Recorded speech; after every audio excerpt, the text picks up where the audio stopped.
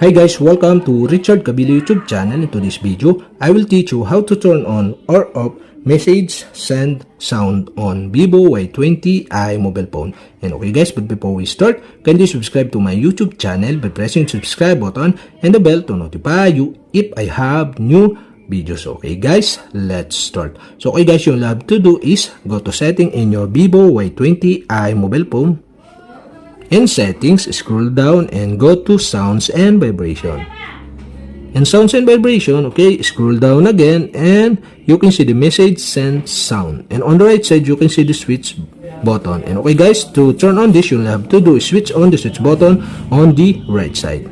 And okay guys, that's it. We have successfully turned on the message send sound. And okay guys, to turn off again, you'll have to do is switch off the switch button on the right side. And that's it. Okay, we have successfully turned on or off message send sounds on ViVO Y20i mobile phone. And okay guys, that's it. And if you have a question, kindly comment below. And don't forget to hit the subscribe button and the bell to notify you if I have new videos. Okay guys, thank you for watching.